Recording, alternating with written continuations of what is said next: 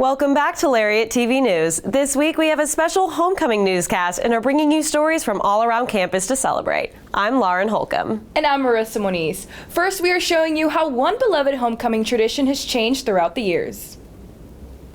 Baylor Homecoming unites current students and alumni through traditions like the bonfire and the parade. Claire Goodyear shows you how the Baylor spirit lives on in one alum's heart 50 years later. Homecoming traditions have both changed and stayed the same over the years.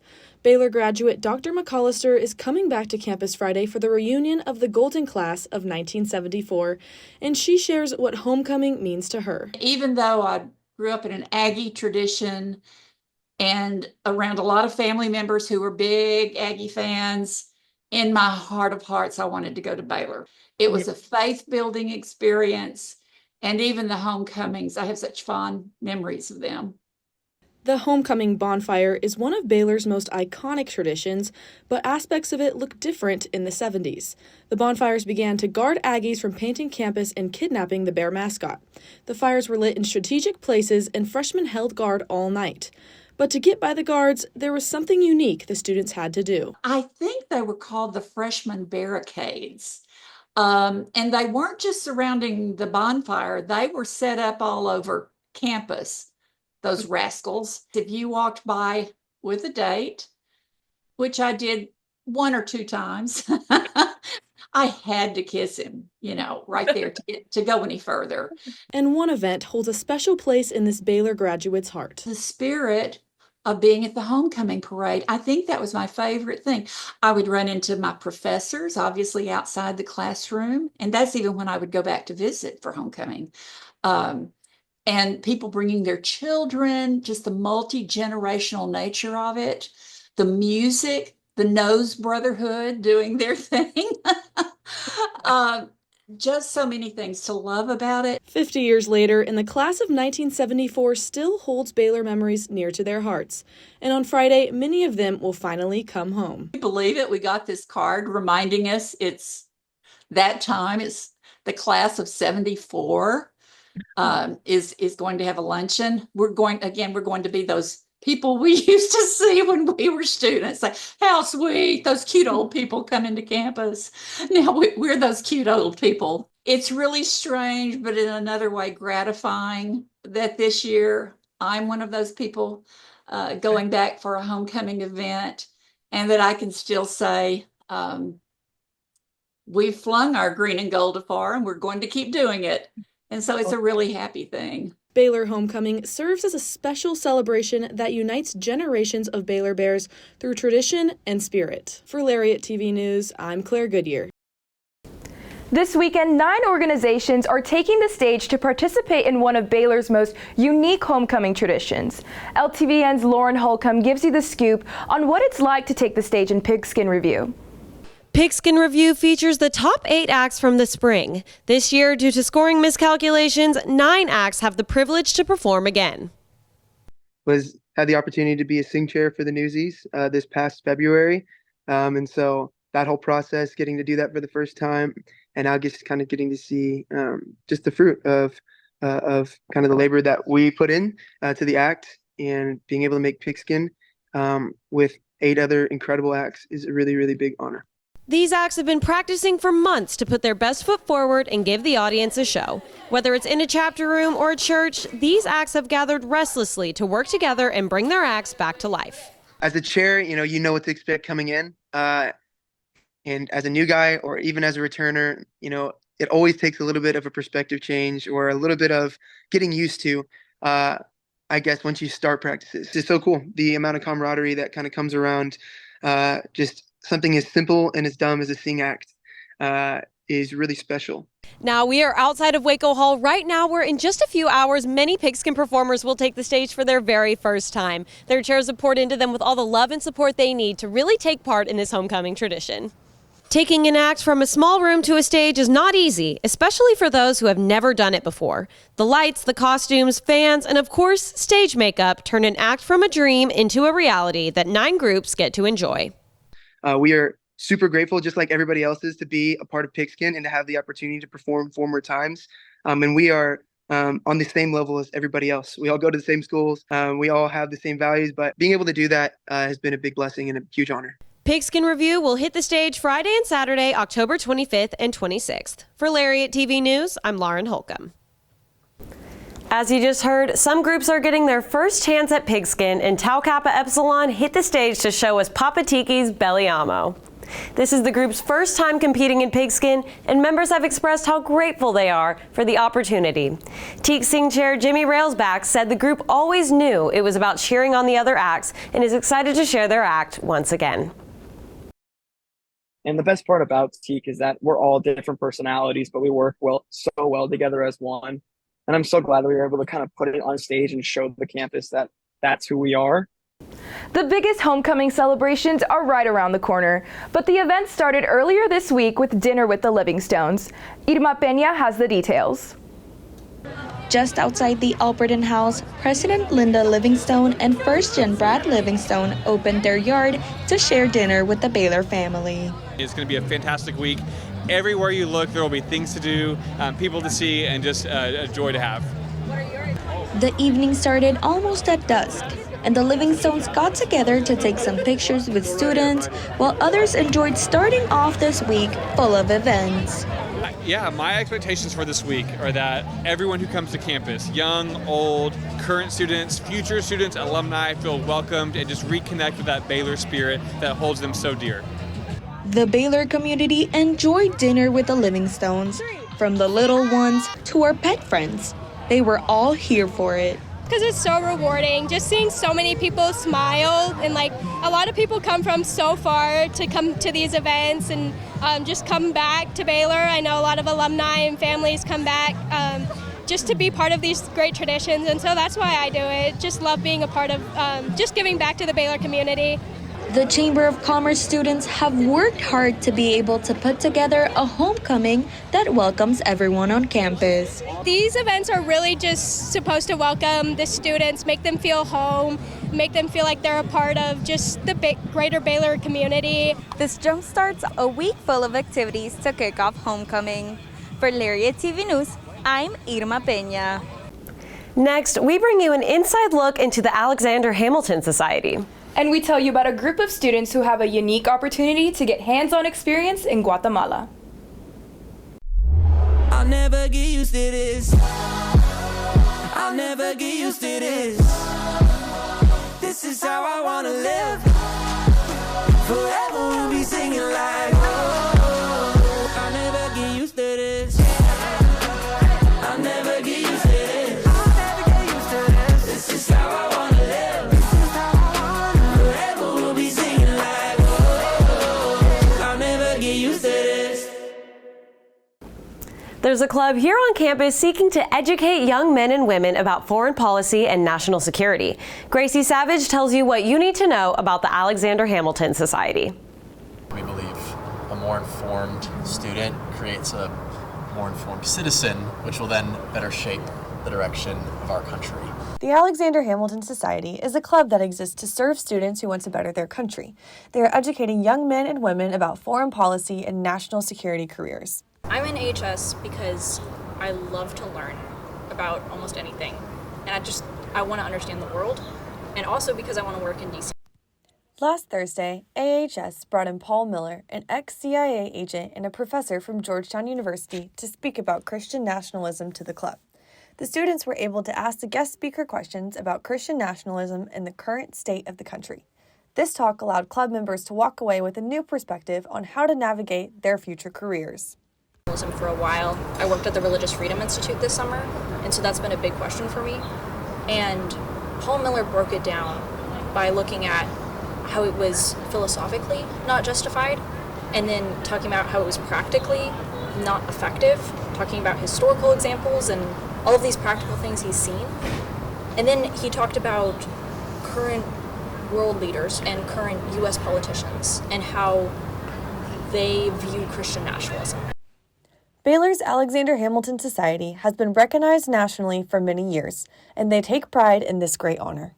Our chapter has consistently ranked in the top 5 of universities, and in the 2023 school year, we were the #1 chapter of the year.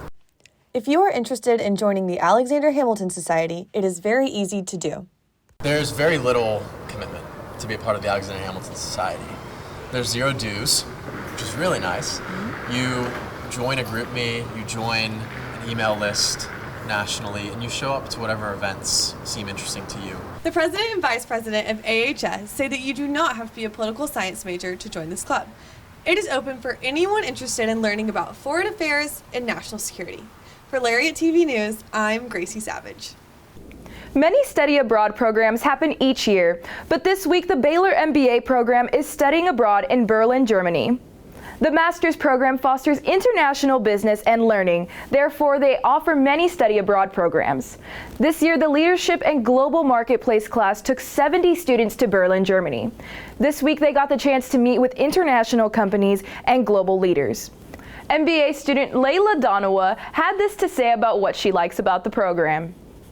The good thing I like about this program is it's very career focused and career driven. So although we do have schoolwork, there's still opportunities for us to go out and do hands-on capstone project learning, like the opportunity to meet with CEOs and founders of companies who want to expand to the United States while also doing that in Germany.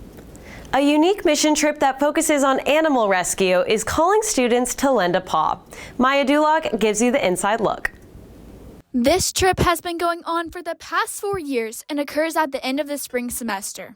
When on the trip, students spend most of their time at the clinic in Supago, Guatemala, aiding in animal rescue, learning how to run a clinic, and other hands-on skills. They're going to experience just a really eye-opening example of what other communities are like, how other cultures treat their animals, and have the chance to kind of learn about a different country and different people. They work directly with Animal Aware, which is an organization dedicated to the rescue and welfare of abused animals in Guatemala. Students on the week-long trip volunteer at the local animal shelter and are with a licensed veterinarian. They are given the opportunity to administer vaccines and other medical treatment to animals in need. But it's also getting a chance to, get them out of their kennels and rock them and love on them and give them the attention that they really deserve. Some veterans of the program say this trip has impacted them and wish to do this every year. Just make that small positive impact and being able to help them while I was there was just truly so rewarding and incredible. The Animal Aware program in Guatemala will take place this spring from May 18th to May 24th. The deadline to register is November 6th. Line camp leaders are a big part of freshmen's first experience, and applications are now open. Line camp is a tradition that many incoming students find helpful in their transition to college life, and many choose this job because of the positive experience they've had. A previous line camp leader, Sarah Wilburn, says the importance of this job is to build a healthy community between freshmen before they arrive on campus. Inclusivity on campus and helping each other feel that you belong, creating a small group environment that isn't toxic, that everybody feels supported in, or that everybody feels like after all the camp is said and done, when they come back to campus, they have a group of people they know. Applications can be found on the Campus Living and Learning website and close on October 30th. Baylor's Point of Need Innovation Center, or PONI, is changing the way products are made without relying on supply chains. LTVN's Marissa Muniz shows you how. 2 years ago, Dr. Paul Allison and Dr. Brian Jordan opened the PONI at the Baylor Research and Innovation Collaborative. This laboratory has solved technical challenges using a circular economy approach, meeting the needs of students right at the point of use. The reason why this additive manufacturing process is important is because we want to be able to fulfill the point of need. We want to be able to create components in austere environments or repair components wherever that point of need is. By using advanced 3D printing, high-tech machines, and welding, the PONI creates parts quickly. The director of PONI, Dr. Paul Allison, says that using accessible materials saves a tremendous amount of money. It costs $10,000 to ship 1 kilogram up to the lunar surface. And so this is where, to have sustainable space exploration, we really need to use what's locally available. The PONI has even given students a hands-on experience like no other. Really cool being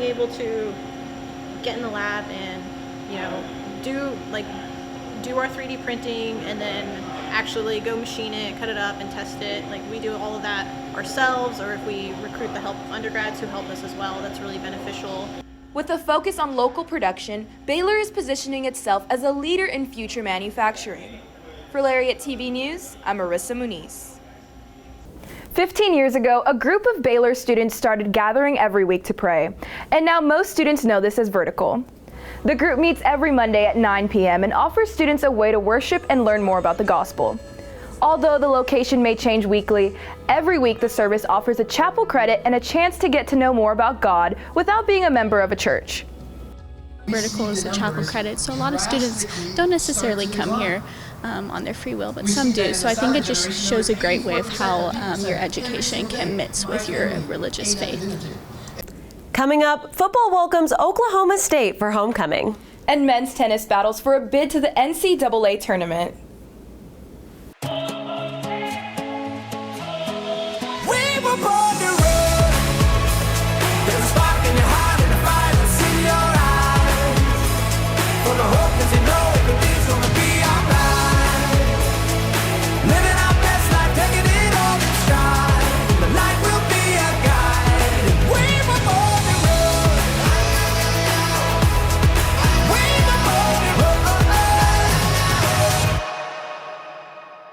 One of the feel-good stories of the football season has been the rise of Josh Cameron from return man to bona fide offensive weapon. Braden Murray has the story. Against Texas Tech, redshirt junior receiver Josh Cameron caught 3 touchdowns, becoming the first Bear to do so in a single game since Denzel Mims did it in 2019. Josh's 7 touchdowns this year, the most since Tyquan Thornton caught 10 in 2021. Well, I didn't even know that, to be honest, but that's real cool, you know what I'm saying? I think just always just putting my head down and just remembering kind of the journey I've been through, I think it just always motivates me to just keep on going. And so we still have a whole lot of season left, you know what I'm saying? So I just want to keep on stacking that and just keep on going and never just feel satisfied. So that's real cool, man. Josh began his career at Baylor in 2021 as a walk-on before getting a full ride scholarship in 2023. Despite playing in 29 games for the Bears, he didn't score his first touchdown until the Utah game in Week 2 of the 2024 season. But then I think it's great for guys on our team that can see that, hey man, look at Josh, he did all of this right, and no one was looking to make sure if he was doing it right, but he was doing it right. Josh's connection with quarterback Sawyer Robertson has been a large reason why Baylor has the number 4 passing attack in the Big 12. Since Sawyer took over as the starter, Josh has caught 21 balls for 279 yards and 6 touchdowns. The ability for him to just trust me out there, I mean, just shows a lot. For him to just throw the ball up to me, just kind of, I want to have his back, basically. Whenever the ball is in the air, it's my ball, it's nobody else's ball. It's just the relationship that we have. You know what I'm saying? I want to make him right at all times. So Josh will be looking to keep his hot streak going this weekend against Oklahoma State in the homecoming game. For Lariat TV News, I'm Braden Murray. Football will take on Oklahoma State this weekend in the annual homecoming clash. The Bears will be looking for their second straight conference win.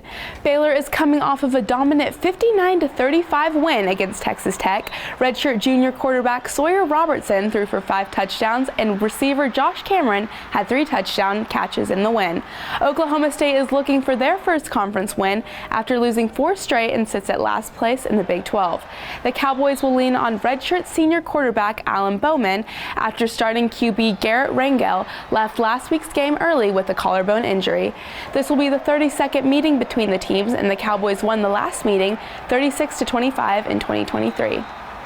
He's one of those guys that has that confidence, and he's able to articulate it, and I think he doesn't hold anything back. I think we've got some guys that feel something and kind of keep it behind closed doors with Sawyer just right out, and I think so much of it is good when that's the case, that guys can read him and follow him.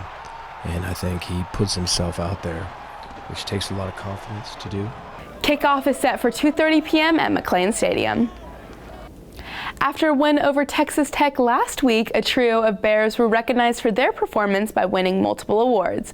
Quarterback Sawyer Robertson's 5-touchdown performance earned him Big 12 Offensive Player of the Week honors, as well as the Earl Campbell Tyler Rose Award for Player of the Week.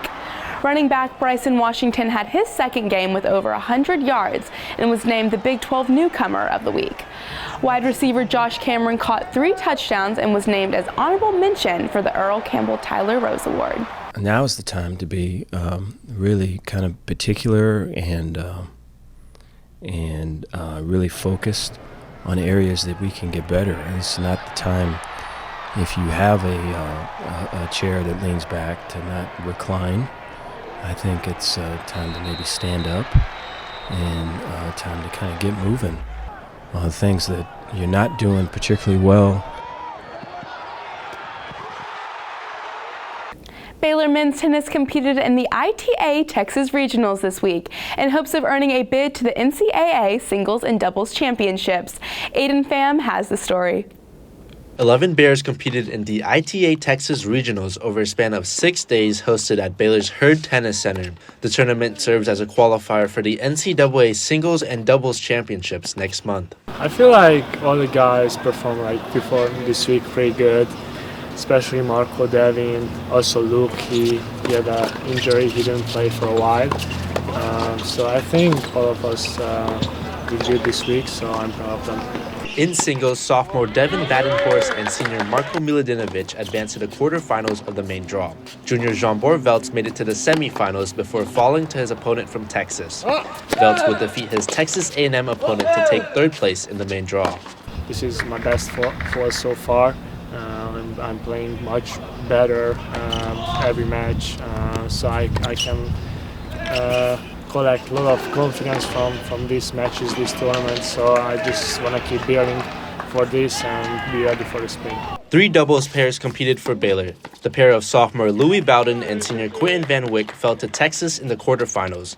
The duo of freshman Imran Daniel Hazi and junior Luke Kunig made it to the finals but fell to Texas 6-3, 7-5. We still have a lot of room for growth and improvement, which is really exciting, but I'm also seeing some real growth from these young men, and I think they're starting to believe that they can be one of the best teams in the country and compete for championships this year, and that's our standard, that's what we're looking for, and so it's fun to kind of see the guys really coming to grips with the fact that that's who they are and that's who we're going to be. Despite losing his match early in the week, senior Oscar Broström Paulsen would win 4 straight matches to win the singles consolation bracket, capping off his run at the ITA Texas Regionals. These are the opportunities for growth, right? I mean, in a region like this, you're going to have all different levels, and I think everybody's challenged, at their level, and so they kind of find that place in the draw and that competition, and it's just an opportunity for us to really get better. The NCAA Singles and Doubles Championships will be held on November 19th through 24th at Baylor's Hurd Tennis Center.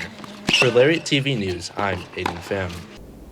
That's all for sports this week, but follow the Lariat's coverage of Baylor versus OSU. Back to you, ladies. Thanks, Claire Marie. That wraps up this week's newscast, and with plenty of events going on this weekend, it's important to stay tuned to the Baylor Lariat for all the news you need to know. We hope you have a great homecoming, Baylor family, and we'll see you again next Friday. Until then, have a great week, and as always, Sic 'em Bears.